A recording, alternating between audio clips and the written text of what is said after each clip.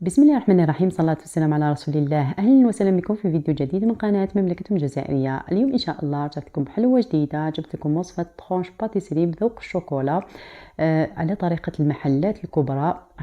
نعطيكم الطريقة الصحيحة باش توجدوها، ما تزيدوش كامل تشروهم من لاجينواز الكريمة وطريقة التقطيع. وصفة ناجحة ومضمونة يا البنات، تعتمدوها بزاف بزاف هايله. نتمنى ان شاء الله تعجبكم هذه الوصفه. تشوفوا الفيديو للنهايه، خليوا لي جا من هذا الفيديو، خليوا لي رايكم في التعليقات. بلا ما نطول عليكم مباشره على بركه الله نروحوا باش نوجدوا الوصفه تاعنا. هنايا بسم الله. اول حاجه عندي 4 حبات تاع البيض، فصلت الصفار على البياض. اكيد البيض تاعنا دائما لازم يكون بحراره الغرفه، يعني تنحوه الليله ما قبل ولا ديروا في الماء يكون سخون ماشي مغلي، اكيد يكون سخون، وتخلوه واحد نصف ساعه حتى ساعه باش ياخذ لكم حراره المطبخ ولا حراره الغرفه.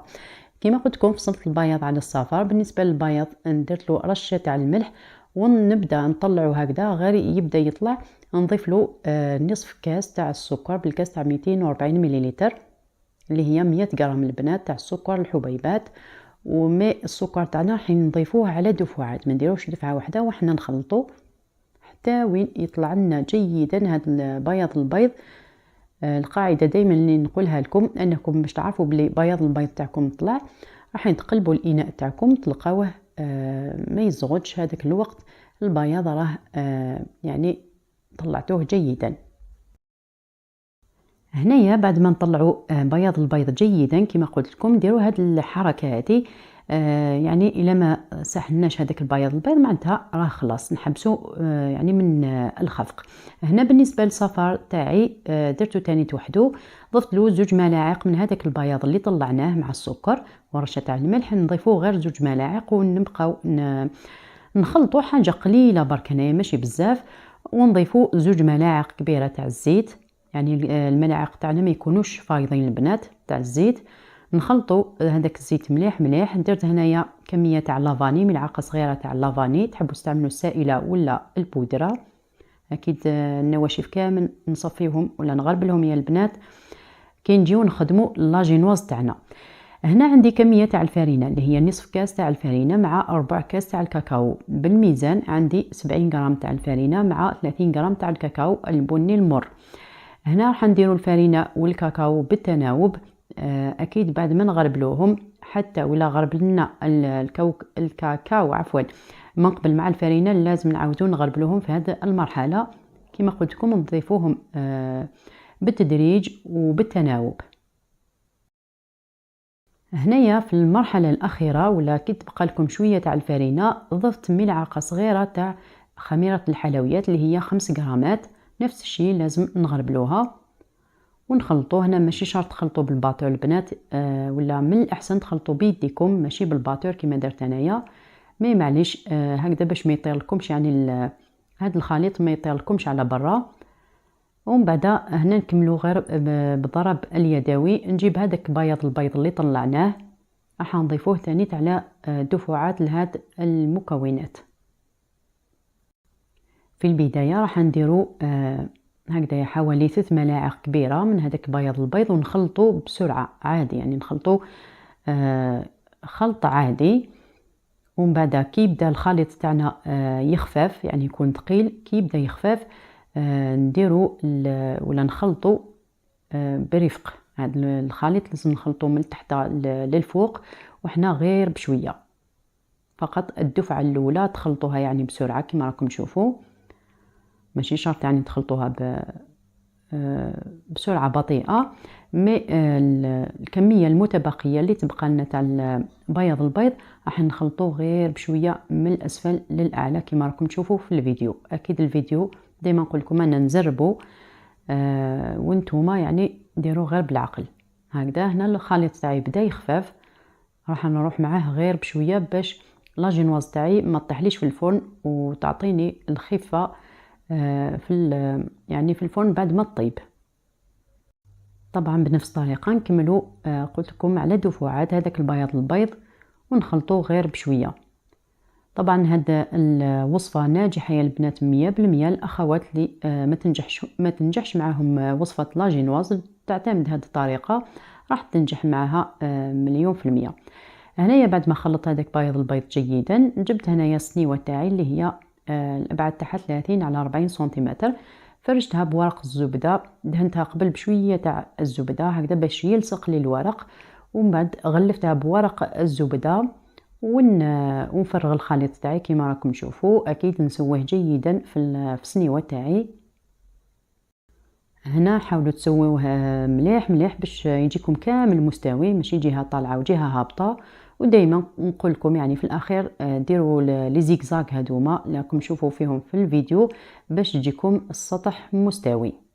اكيد لاجينواز تاعي ندخلها للفرن مسخن مسبقا على 170 درجه مئويه، نخليها بالضبط 10 دقائق حتى 12 دقيقه، تلقاوها ناشفه. يعني لاجينواز تاع الكاكاو راهي بالخف الطيب على عكس لاجينواز تاع لافاني، لانه الكاكاو ينشف يا البنات. شوفوا هنايا بعد ما طابت مباشره نقلبها فوق طرشون ولا فوق ورق الزبده واحد اخر، ونحيها ونخليها تبرد جيدا باش نشكلها. يعني هاد لاجينواز قلت لكم البنات بزاف خفيفه، اعتمدوها في كامل انواع لي باتيسري اللي تقدروا توجدوهم. من بعد ما تبرد لي لاجينواز تاعي نقسم هاد الحواف بهذه الطريقه، يعني حاجه قليله برك، ما نقسمش بزاف. تحبوا تقسموهم في هذه المرحله، تحبوا حتى وين تكملوا كامل مونتاج تاع لي طرونش تاعكم باش تقسموهم. مي انا نفضل هذه الطريقه البنات باش من بعد كي نجي نقسم ولا نقيس المستطيلات تاعي يعني تجيني القياس سوا. شوفوا يعني لاجينواز شحال تجي خفيفه يا البنات. اكيد هاد لاجينواز تقدروا تستعملوها في كامل انواع لي باتيسري وبسكوي رولي كيما تحبوا تستعملوا هاد الوصفه هذه. هنا راح نقيس يعني الابعاد تاع المستطيل تاعي باش كما قلت لكم نقسمه الى 3 مستطيلات متساويه. هنا كما راكم تشوفوا بعد ما عاود قلبتها على الوجه تاعو نقطعها الى 3 مستطيلات لازم يكونوا متساويين. نخليهم جانبا باش نوجدوا الكريمه اللي نحشي بها هاد لي طرونش. بالنسبه للكريمه عندي هنايا كاس تاع بودره شونتيي، كاس غير ربع تاع الحليب يكون بحراره الغرفه. نبدا نخلطهم هكذا شويه، ماشي حتى وين تطلع لنا هاد لا شونتيي، غير يبداو يتخلطوا واحد دقيقه برك. كنت ذوبت كميه تاع 100 غرام تاع شوكولا نوار، راح تعطي بنه بزاف هايله للكريمه تاعنا. ذوبتها على حمام مائي بدون اي اضافات، وخليتها حتى وين بردت. ضفتها للخليط تاعي وكملت طلعت الكريمه جيدا حتى وين الضعف الشكل تاعها ولا الحجم تاعها عفوا. ومن بعد نحشي بها هاد لي طرونش.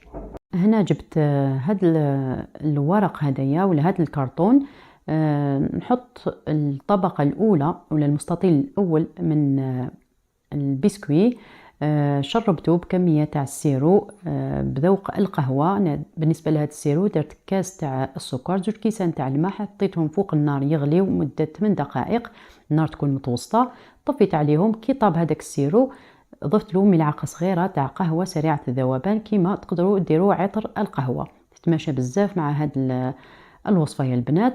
سقيت كيما قلت لكم الطبقه الاولى تاع البسكوي. هنا تحبوا تسقيوه مليح تشربوه مليح ولا شويه كيما تحبوا البنات. ومن بعد درت طبقه تاع الكريمه اللي وجدناها كيف بزاف بنينه هاد الكريمه. ومن بعد درت طبقه من البسكوي زدت شربته، ودرت طبقه من الكريمه. طبعا في كل مره ندير الكريمه نسويها جيدا البنات باش تجيني سطح واحد. واخر طبقه درتها تاع البسكوي الاخير ولا المستطيل الاخير من البسكوي، شربته تاني. كما لاحظتوا ان البسكوي تاعي كامل درتهم يعني ما درتهمش على وجههم هكذا باش يتشربوا لي مليح الطبقه ولا الكميه تاع السيرو. واخر طبقه درتها تاع الكريمه سويتها تاني جيدا. من هنا يعني في الاخير ديروا طبقه خفيفه برك تاع الكريمه ماشي بزاف، حطيتها في المجمد. هنا باش نوجدوا الكلاصاج اللي نديروه بدون كريمه. عندي هنايا نصف كاس تاع الحليب اللي هي 80 مليلتر، حطيته يغلي ولا يسخن مليح. ضفت عليه 160 غرام تاع شوكولا، تقدروا تستعملوا هنا خليط تاع شوكولا اولي مع شوكولا نوار، يعني شوكولا بالحليب مع شوكولا بالسوداء. قطعتها قطع صغيره وضفتها لهذاك الحليب اللي راه ساخن جدا، ودرت ملعقه صغيره تاع لا مارغرين. اكيد بقيت نخلط مليح هذاك الكلاصاج حتى وين ذابت الشوكولا، ومن بعد عاود جوزتو في الصفايه كما راكم تشوفوا نتحصلوا يعني على كلاصاج لامع ويجينا بدون شوائب ولا بدون حبيبات. اكيد هنا هاد الكلاصاج نخلوه البنات يبرد لنا شويه، ما ديروش كما درت انا يعني مباشره نفرطو فوق لي طرونش تاعي، خلوه يبرد هكا يعني يشد روحو شويه، يبدا يشد روحو باش تفرغوه باش ما يعذبكمش. مي قلت لكم انايا بعد ما بردت لي هذوك لي طرونش يعني كي درتو هو مازال جاري، شغل في كل مره نعاود ندير من الفوق ونحي وندير. المهم نتوما قلت لكم ديروا الكلاصاج تاعكم بعد ما يبرد يعني يشد روحو شويه باش ديروه فوق لي طرونش. طبعا بعد ما درت الكلاصاج عاود رجعت لي طرونش تاعي للمجمد ولا الثلاجه كما حبيتو، قسمه يشد روحو جيدا نقدر نقسمو. بالنسبه لي انا درت نوعين ولا درت يعني ضاعفت المقادير، درت 2 ورقات تاع جينواز بنفس الطريقه الاولى اللي شاركتها معكم، فقط الاولى قسمتها بهذا التقطاع اللي راكم راح تشوفوه دوكا، والثانيه قسمتها ثاني تقطاع مختلف. هنا كما راكم تشوفوا انا نحيت الجوانب تاع هذا المستطيل هذايا ولا هذا لي طرونش. جبت هنا كميه تاع الماء يكون سخون يعني يغلي، في كل مره نحط الموس تاعي، الموس لازم يكون حاد، في كل مره نحطه في هذاك الماء وننشفه مليح مليح باش نقطع هاد لي طرونش يعني باش يجيني تقطع شباب وتجي الحبه مفينيه. هنا كما قلت لكم النوع الاول قطعته بهذه الطريقه على شكل مثلثات كما راكم تشوفوا، يعني نحت لي 7 قطع، 5 كبار و2 صغار كما راكم تشوفوا. زينت بلي غوزاس تاع الكريمه. النوع الثاني اللي هو هذا يعني قلت لكم بنفس الطريقه نفس المكونات، درت يعني نوعين ولا شكلين نفس العمليه. راح نقطع الجوانب تاع لي طرونش تاعي ولا المستطيل تاعي هكذا، نحي كامل الجوانب البنات.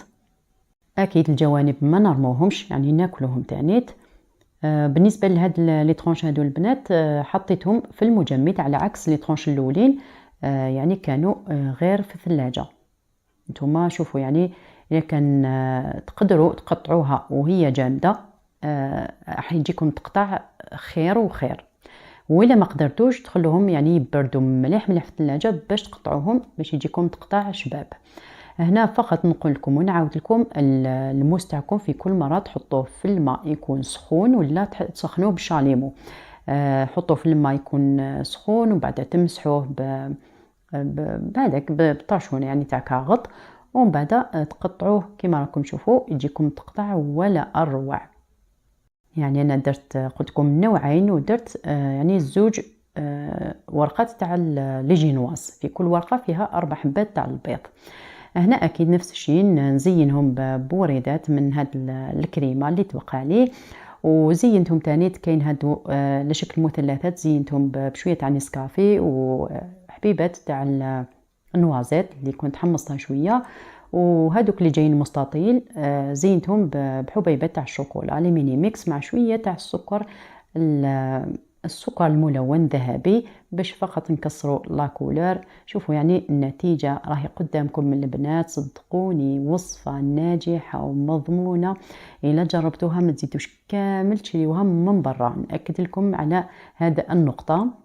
بالنسبه للكميه يعني هادو اللي قطعتهم هكذايا مثلثات نحاولي 7 قطع، واللي قطعتهم مستطيلات نحاولي 6 قطع اكيد مع لي شوت هذوك البنات. شوفوا هنايا نقرب لكم الصوره باش تشوفوا يعني الله يبارك الجو ما شاء الله، لا في البنه لا في الخفه ولا في الريحه تاعهم، يعني الشوكولا مع القهوه يتماشاو بزاف بزاف. شوفوا يعني نتيجه بزاف هايله، يجيو مشربين والكريمه تجي بزاف بزاف بنينه، وكما شفتوا الكلاصاج ما درناش فيه الكريمه وتجي من اروع ما يكون.